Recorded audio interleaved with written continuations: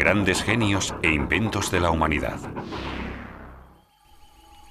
El hombre comenzó a interesarse muy pronto por comprender el mundo y el cielo que lo rodea. En una sociedad que va aumentando su dependencia de la agricultura, los conocimientos astronómicos adquieren cada vez más importancia. Prueba de esto es el impresionante disco celeste de Nebra, que se creó hace 3600 años. Pero los hombres siempre se consideraron, junto a la Tierra, el centro de su universo.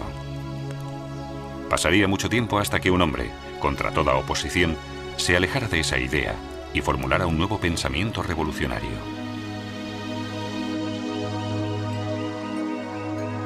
La concepción del mundo de Nicolás Copérnico.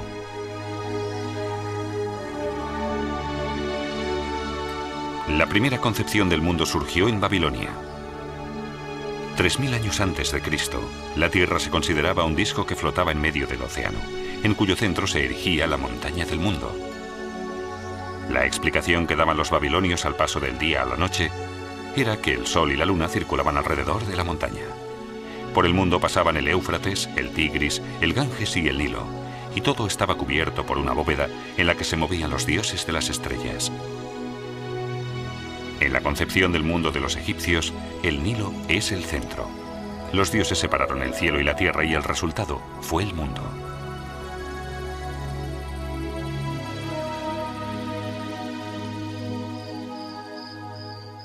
En la antigüedad, el hombre también intentó interpretar los fenómenos del cielo mediante explicaciones mitológicas. Anaximandro de Mileto dibujó el primer mapa del mundo y construyó el primer globo celeste. Representó la Tierra como un cilindro, y en su parte más profunda se encontraba el submundo. Detrás de la bóveda celeste ardía un enorme fuego, y a través de unos agujeros translucían las llamas. Eran las estrellas. Primero, Aristóteles introdujo la observación precisa, y con ella la lógica de la ciencia. Para él, el mundo era una bola formada por una mezcla de tierra, agua, aire y fuego, que se encontraba anclada en el centro del cosmos. Pero existen diversas opiniones sobre qué fue lo que le llevó a esta particular concepción del mundo. El astrónomo griego Hiparco pensaba que la Tierra estaba en el centro del universo y que el Sol daba vueltas en torno a ella. Por ello, su teoría se ha denominado geocéntrica. El erudito griego Claudio Ptolomeo es el representante más conocido de la concepción del mundo geocéntrica. En su obra Almagesto describe el pensamiento astronómico de su tiempo. Siglos después, su libro caería en manos de Nicolás Copérnico. En su obra, Ptolomeo defiende la teoría de que la Tierra permanece estática en el punto central del universo. Todos los planetas giran en torno a ella en lo que denominó esferas, es decir, órbitas que se pueden mover de forma independiente. En una de esas esferas se mueve el Sol, en otra los planetas y en otra las estrellas fijas. Pero Ptolomeo no fue capaz de dar una explicación del movimiento irregular de los planetas. Más de 1000 años después, el siglo XV fue la época de la revolución científica.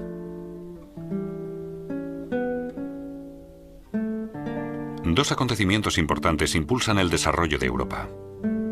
La invención del arte tipográfica por Johannes Gutenberg en el año 1455 hizo posible una mayor rapidez en la divulgación de las obras científicas. El segundo acontecimiento importante fue el descubrimiento de América por Cristóbal Colón en el año 1492. Con él, las últimas dudas sobre la forma redonda de la Tierra se disiparon.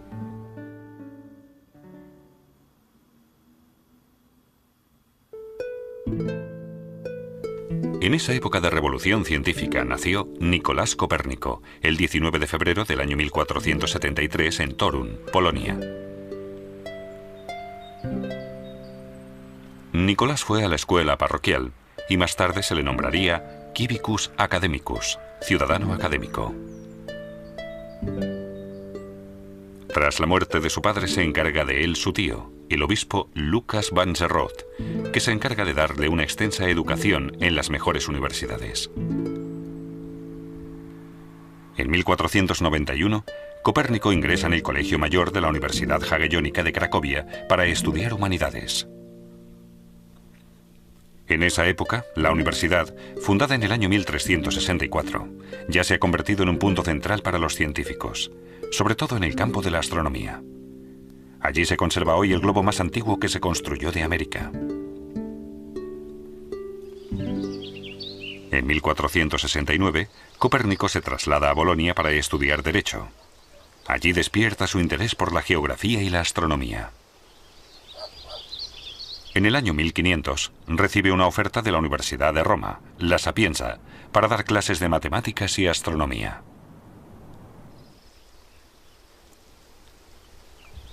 Copérnico continúa sus estudios en Italia. Estudia medicina en la Universidad de Padua y adquiere gran importancia como médico entre sus contemporáneos. En 1503, Copérnico obtiene el doctorado en Derecho Canónico en la Universidad de Ferrara. 3 años más tarde regresa a su patria y trabaja como médico de cámara y secretario de su tío, el obispo de Guarmia. En el año 1512 fue nombrado canónigo en Freudenburg, con lo que se asegura el sustento para el resto de su vida. No obstante, el cargo conllevaba diversas tareas administrativas.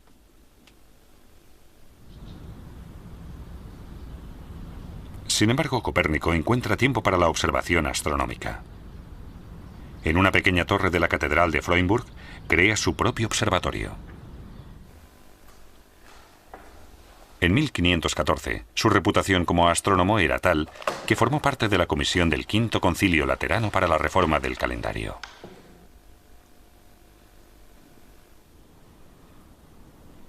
En esa época, redacta su primera obra astronómica, Commentariolus, pequeño comentario.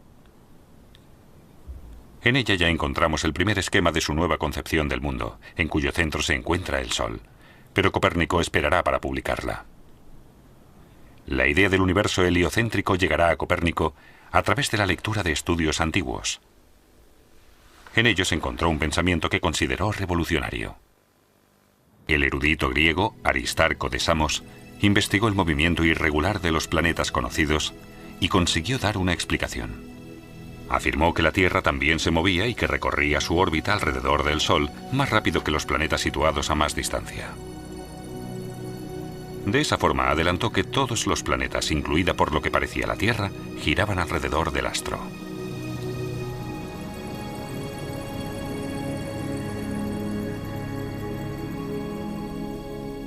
Pero la teoría de Aristarco no pudo convencer, porque sobrepasaba la imaginación de la gente de su época.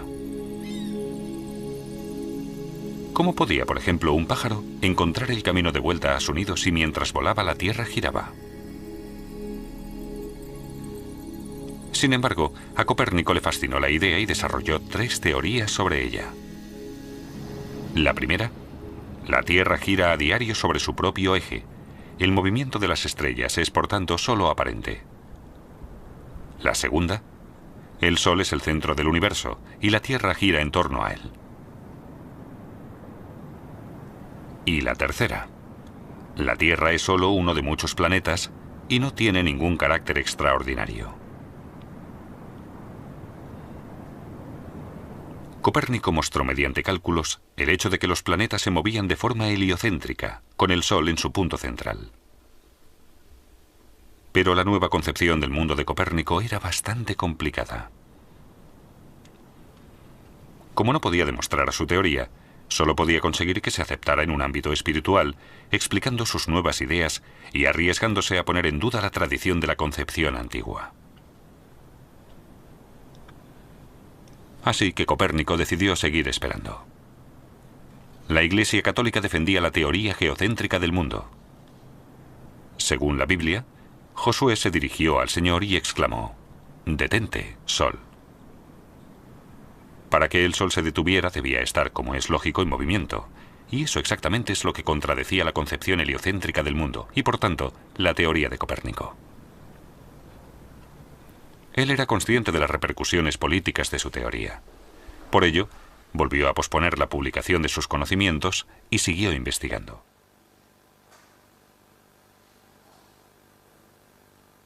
Desde el año 1516 hasta el 1521, Copérnico ejerció en el castillo de Allenstein, Polonia. Durante la guerra contra los caballeros teutónicos, defendió tan bien el castillo de la Orden Alemana que logró superar el asedio de enero de 1521.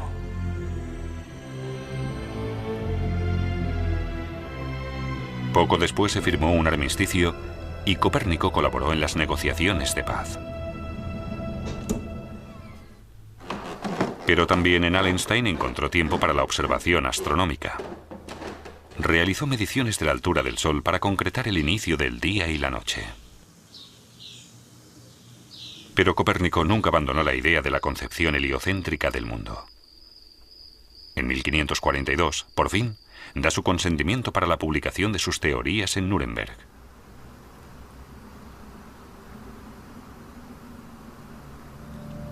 Ya en su lecho de muerte se publicó su obra completa con el título De Revolutionibus Orbium Coelestium, sobre el movimiento de las esferas celestiales. Pero no cabe afirmar con seguridad si él llegó a comprender lo sucedido cuando se le hizo entrega de un ejemplar. A pesar de haberle dedicado la obra al mismísimo Papa, en 1616 la Iglesia Católica la incluyó en la lista de libros prohibidos. Pero eso no restó su importancia reveladora y su aportación fundamental a la astronomía moderna. La Edad Media destacó sin duda por su visión geocéntrica del mundo. Copérnico supo dar una visión global y se encaminó así hacia la concepción moderna del universo. Si Copérnico no hubiera insistido en las órbitas de los planetas, no se habría producido ningún avance en los estudios de su posición.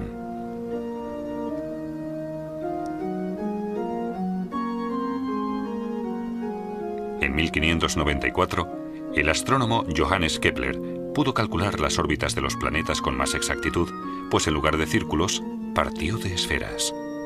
Kepler se basó en las ideas fundamentales del sistema heliocéntrico de Copérnico. En su obra Astronomía Nova, la nueva astronomía, completó en 1609 una teoría factible. Un italiano ayudó a Kepler a demostrar su teoría, Galileo Galilei. Con su telescopio, construido en 1610, descubrió los 4 satélites de Júpiter, con lo que la Tierra ya no podía ser el único centro de las rotaciones. Galileo también demostró los cálculos de Copérnico y Kepler. Pero todavía es pronto para poder establecer la teoría del sistema heliocéntrico. Galileo es llevado ante la Inquisición, donde tendrá que justificar sus afirmaciones. Para evitar la muerte, reniega de la concepción del mundo de Copérnico. 50 años después, Isaac Newton logró demostrar definitivamente la teoría heliocéntrica. Con su ley de la gravedad, explicó y calculó las órbitas keplerianas de los planetas y los satélites y publicó su reveladora obra Philosophiae Naturalis Principia Mathematica, Principios Matemáticos de la Filosofía Natural.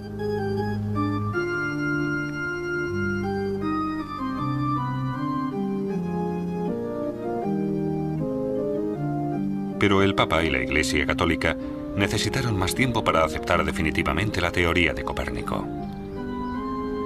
No levantaron la prohibición de su obra De Revolutionibus Orbium Coelestium hasta el año 1822.